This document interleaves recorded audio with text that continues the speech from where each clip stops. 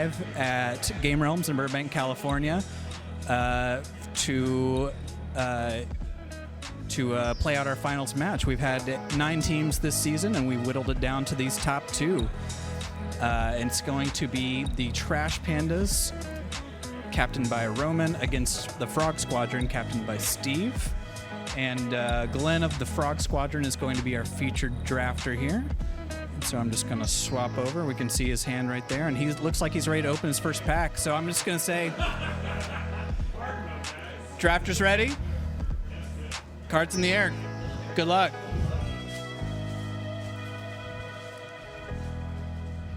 So right off the bat, we see our rare is the Valley Flood Caller, I believe. Notable blue uncommon in the Shoreline Looter there. Very powerful card. Of course, blue is a little bit of a weaker, kind of regarded as one of the weaker colors in the set, but the Shoreline Looter is certainly a good reason to get into it. But let's see how Glen feels. There's also the Gruul Mentor there. Is another very powerful card, and maybe a less than ideal archetype. Though of course the card is just fantastic. Might just be safe to take this Valley Rock Caller. Black is a fine place, but yeah, Glen is planting his flag down in blue right here at the start. And I do believe that Shoreline Looter is the most powerful card in the pack. Just leads to, smoothing out your draws in the early game and then drawing you an extra card in the late game. Pack 2, he gets past a Saver here. Looks like there might be a rare missing. Yep. Most powerful cards in the pack here are going to be Saver. It seems to be a clear best card to me. The Barknuckle Boxer is a totally reasonable 2-drop. Alani's Pathmaker is a fine 4-drop, but again in a less than desirable color. Sort of the story of the set that Izzet is once again somewhat underpowered. But yeah, pretty clear Saver here. Pack 1, pick 2.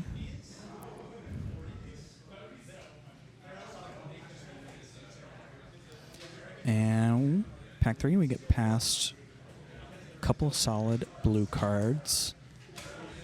Nothing on the level of the Shoreline Looter.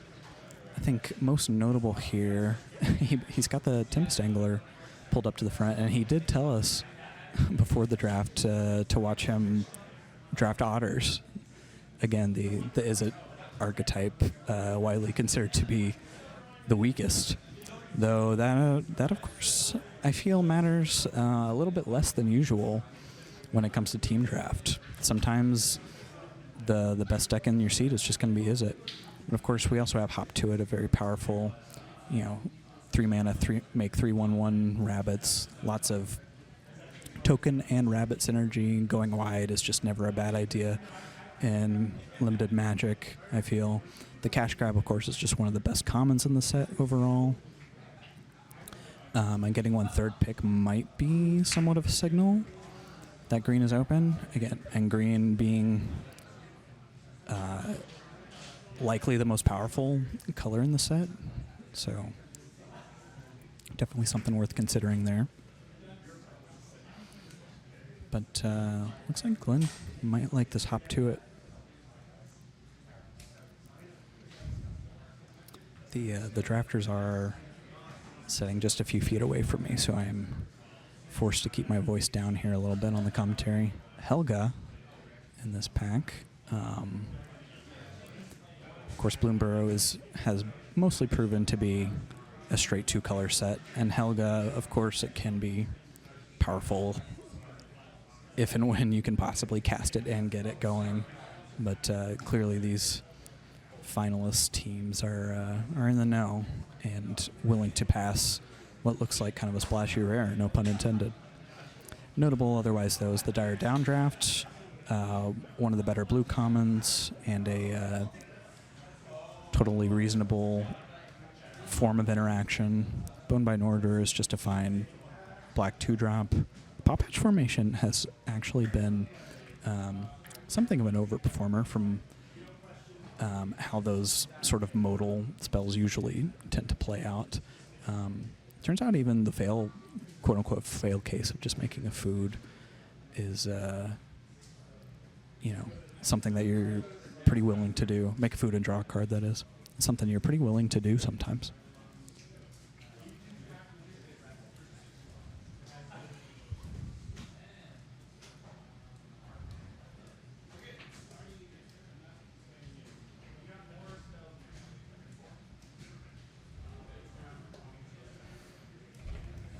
Lots to consider here, and he's going for the Bonebine Order.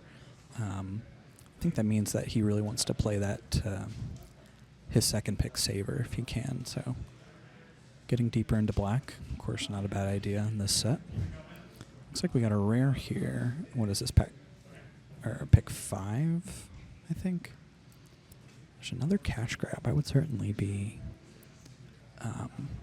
seeing that as something of a signal.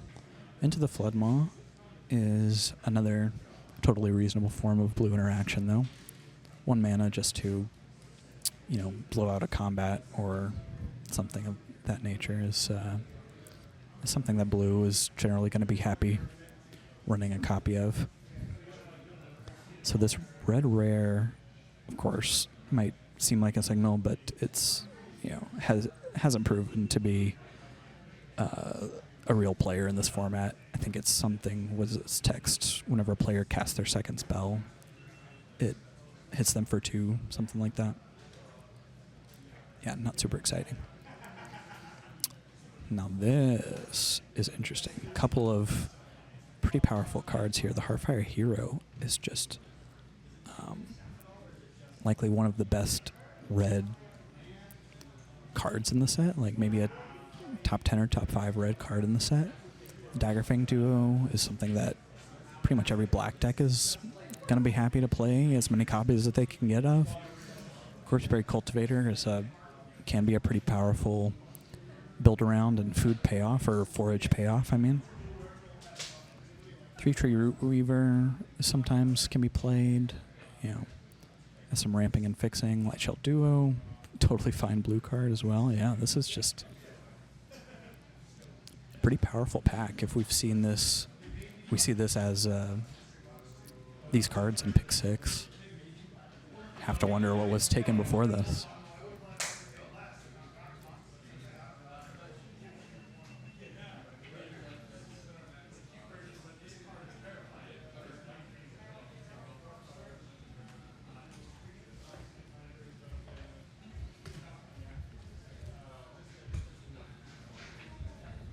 Yeah, I think that was Glen's first red card, but still, you have to be seeing that and feeling that it's a signal that you're going to be able to get some red cards later. And he takes the Pearl of Wisdom, the divination there, snaps it off really quickly. It's interesting. I think he actually is following through on his promise to draft Izzet, which is cool.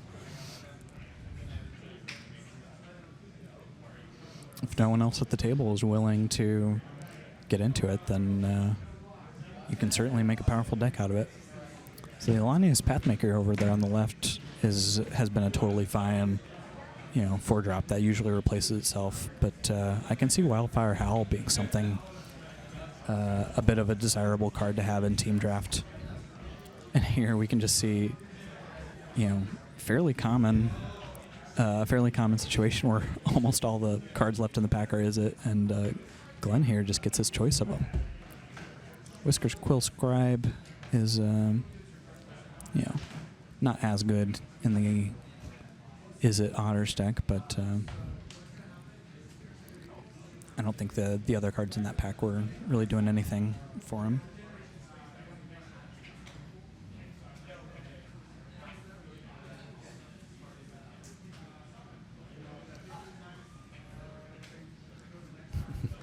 And the Pathmakers keep coming, and Glen is just refusing to snag any of them. He's got Vincent on his left. I wonder if he's going to be sending a signal. Oh, that was the Harnesser of Storms. I'm sorry. I thought that might be another Pathmaker. Similar art.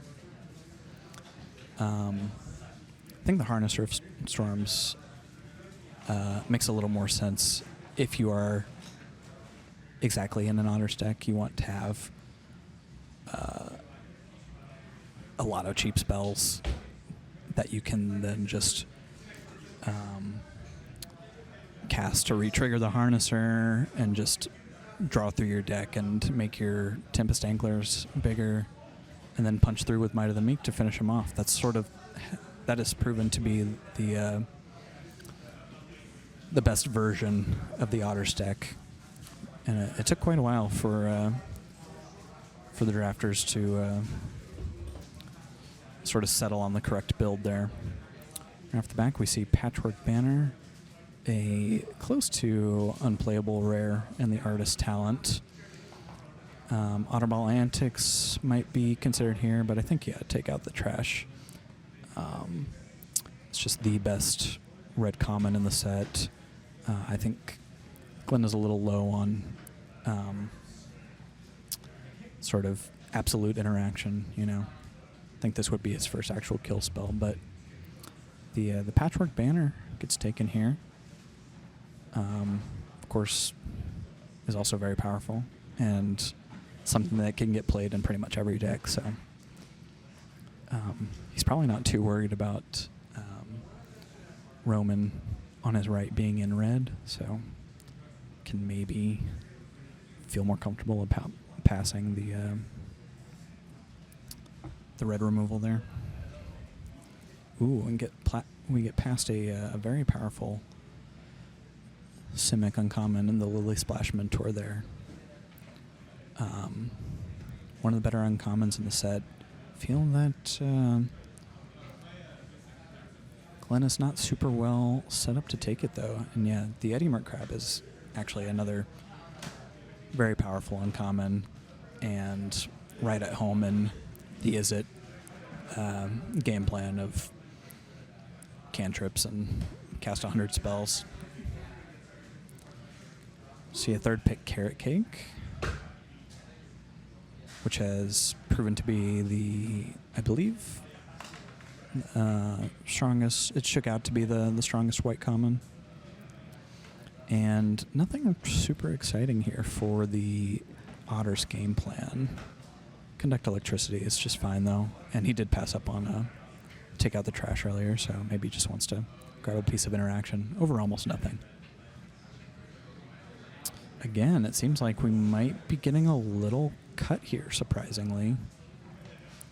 Head of the Homestead here is notable. Warren Elder is actually probably most notable out of this pack. After just seeing Carrot Cake in the previous pack. So it seems like a white drafter to Glen's right is going to get pretty hooked up here in pack 2.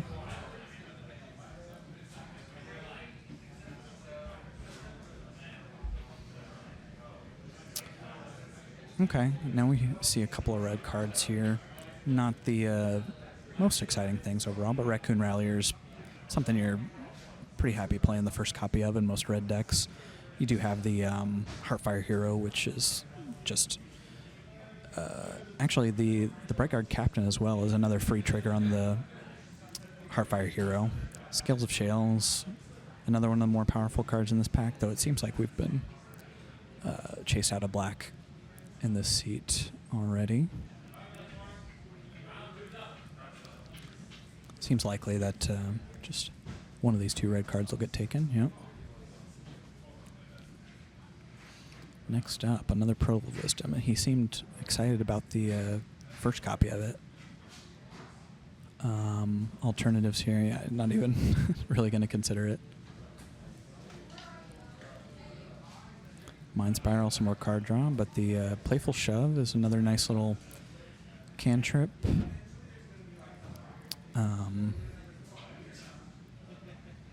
Probably considering that against the Otterball Antics. It's a good way to get a couple more creatures into your deck while also not sacrificing your overall spell count. Though Playful Shove does a similar thing as well, of course. But yeah. Our honor deck is maybe a little creature light here, so taking the antics there makes sense. And I think, if I had to guess, he's just pretty much locked in on Is It.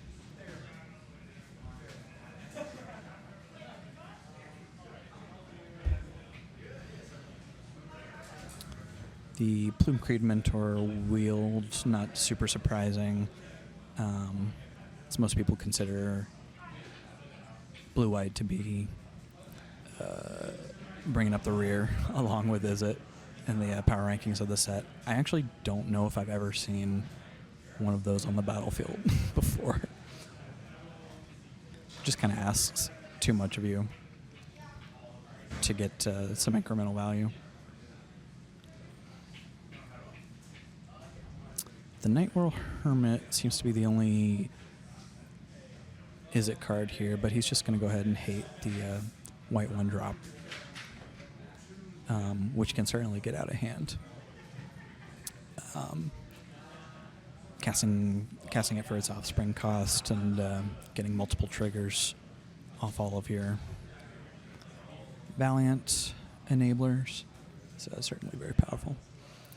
This is the Frilled Spark Shooter wield. I feel like that was the only notable red card in that pack, so surely Glen is pretty likely the only, yeah. And then getting the guard mouse there. Glen is very likely the only red drafter or base red drafter at the table, if I had to guess. And there's the artist talent that we opened up. Be curious to see if he thinks about playing it. It's another one I haven't actually seen on the table, but I could see it maybe doing something here. Bring in all of the playables. Oh, I was going to say the Frilled Spark Shooter is actually something that I've been a fan of. Of course, it's going to be less good in Is It than it is in, say, Rakdos Lizards, for example, where the damage your opponent trigger is much more free.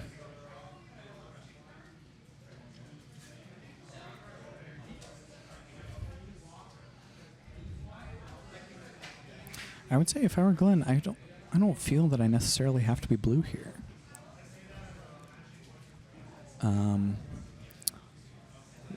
I think it is my inclination for sure. We got, the first pick Shoreline Looter. Eddie Merc Crab is a nice payoff for the game plan here. But I might be open to the possibilities of pack 3.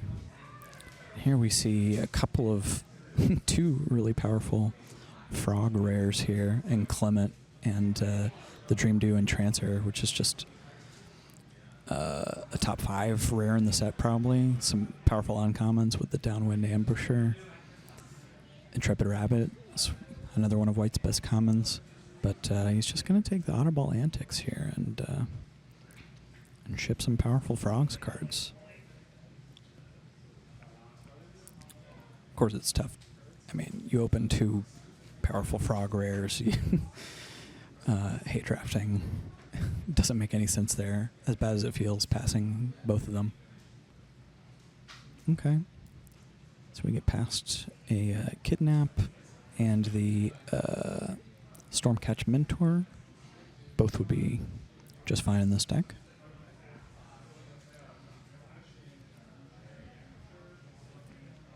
Kidnap is maybe a bit of the, it's a form of absolute removal that blue doesn't get very commonly. So yeah, it seems like having one of those in a team draft makes a lot of sense. A lot of good cards here too. Fireglass Mentor is like a premium Lizards card.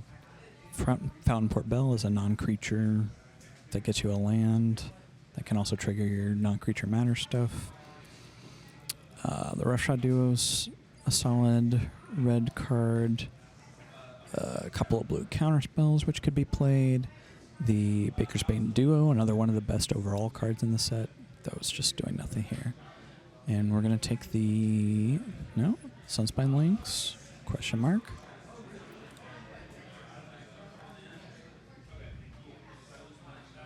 we are. You know, it's a big body that occasionally comes with some more upside. Okay, now we're starting to see the payoffs here. Again, this pack, I don't understand the collation of these packs. It feels like there's always so many Izzet cards that don't look like they do much. But yeah, I mean, this Daring Wave Rider and the Blacksmith's Talent are some premium red and blue cards, of course. Wave Rider makes a lot more sense for what Glen here is doing. Sugarcoat is actually another, I'd forgotten about that. That's a good way for blue to deal with creatures more permanently. Passing a Banishing Light there.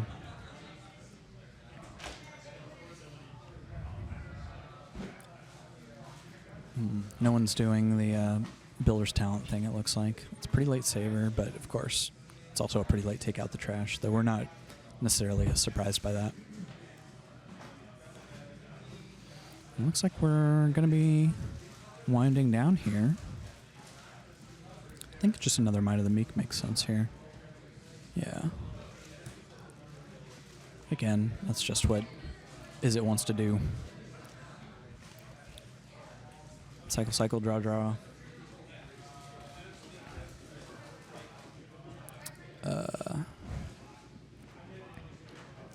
And find their most powerful cards.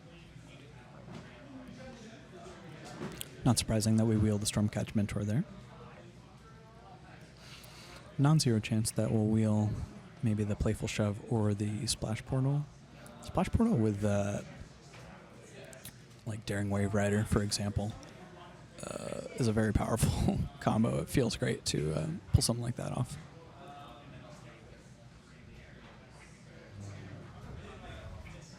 Yep, and it seems likely that no one is exactly lizards as well. And it looks like I am being joined once again by my favorite co-commentator, Lucas. How's it going? Excellent, excellent. We are just winding down the draft here. Draft finishing up. Who is our featured drafter? This is Glen, and he is drafting Izzet. Oh, he's got the. It's Glen's favorite deck to draft. Apparently, yeah. He told us he was going to before the draft, and he followed through. I believe in that deck. How do you feel about it? I absolutely. You know, it took a while for the build to come together. Wow, his card pool looks impressive for the Izzet build for sure. Whoa. There's a good chance that he's the only red drafter at the table. He definitely is. Based on, I mean, he might be the only blue drafter based on what I'm seeing here. No, I think someone else is drafting blue. I think there's going to be at least one Frogs player at this table. Glen looks really, really, really strong. Pack 3 Glen opened both Clement and the Dream Dew Entrancer. Whoa! And passed both of them, of course. So yeah, some Frogs players going to get pretty hooked up. Yeah, I saw that he just one of the interesting things about the double rare and play boosters, I think, in multicolored packs is, he's passing both Frogs, so they can only take one. Yeah, exactly. If he takes one, they take the other. But you can't hate it, so there's no reason to. Exactly. Just gotta. I do hope that he plays that Wishing Well.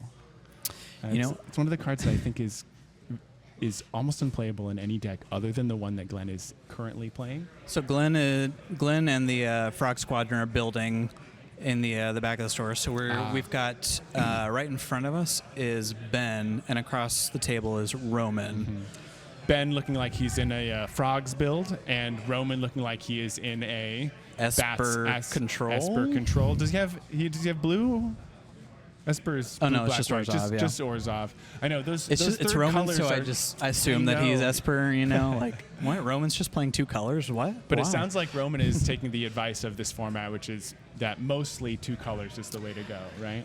So it does look like Roman and Vincent are in very similar decks here. Vincent counting his cards to see how many cuts he needs. In the sort of like black-white package, I see a Zoraline, a Splash for an Igra, maybe that Fountain Port Bell. Yeah, we're just talking about how Vincent and Roman appear to have very similar builds on the same team, sort of like black, white, life gain-ish. Looks like Roman ended up with all of the removal, though. Oh, wait, does he have a Starfall invocation as well there? Is that on the top? Is that what that is? Is the alternate art for Starfall invocation? It may very well be. That's what I was asking that to the chat, but I didn't. I would say the chat. They're like, I don't know. You tell us, Lucas. Yeah. You're the one commentating. I know those alternate frames. Some of those cards. Ooh, a Thoughtstalker Warlock there. Thoughtstalker Warlock, Azorline. absolutely one of the best uncommons in the set. Yeah. By a lot. I got some very delicious splashing a couple of Thoughtstalker Warlocks in a Frog deck plays to bounce. Egra is one of the best rares in the set. Definitely worth a splash there. Definitely worth the splash, though. I've been surprisingly underwhelmed with Egra. Oh, really? It never seems to do as much as I want it to. There's so many little creatures going around that block easily. Yes, it's impossible to remove. Yes. But at the same time, if it had trample or vigilance or any sort of evasion or protection that kept it, I mean, it has ward, but that kept it alive a little bit better or allowed it to really punch in a little bit harder, I feel like a lot of the times that I've seen Egra on the battlefield, it's a 24-24 that gets swings blocked by a rabbit. It gets rocked by a rabbit every turn for 5 turns in Sure. a row. Obviously, still a quite powerful card and one that you never cut, but definitely not as much of a bomb as I was expecting it to be. Interesting. Okay. I like the take. So I got some intel on the Frog Squadron here. Yikes! We're Glen's taking a deck look looks at like a monster. the pictures I took here. Yeah, Glen's Izzet deck looks very powerful here. Shoreline Looter, Heartfire Hero, a couple of Otterball Antics, the Crab and the Wave Rider at the top end. One shore up, one into the Flood Maw. He's looking like he's running that Wishing Well. He's right considering now. it at least, and the artist talent. I love that. We're looking at Steve, who is another less common build in the blue-white. Blue-white. Oh, interesting. In the it looks like maybe splashing for a Polywallop, but in these sort of like birds, flyers. Not seeing a ton of power. Well, just like we see do see Castrol. Weaving and Castrol. Those are both very powerful and less desirable just because of the colors they're in general, but still very, very good in their own right. Very interesting. Other than that, so he did get, the Plume Creed mentors that nobody else is very interested in. If this deck does come together, Plume Creed Mentor is one of the cards that really helps it. Yep, that's a way that this deck doesn't put stats on board in quite the same way that like a green or black deck does. So Mentor can get you there for sure. But take a look with me now, if you will, at V's deck here. V's deck. A little bit of a brew. Looks like blue. Whoa. Look at the top looks end like there. I know. Lumra, Dream Green Dew Shell. Entrancer, and Green Shell. Wow. Green Shell especially being... I mean, Dream Dew Entrancer as well. Maybe the best rare in the format. Those are two. Well, I think Season Loss is firmly at number one. Yeah. But those are both in the top 5, I think. So I think the hardest part is probably going to be drawing Forest and Mountain. Yes. By turn 2, but after that, they're pretty much in the clear. Yeah, I would say so. But it's looking like a very exciting build from everyone. I'm very excited to see how this team draft finals match plays out.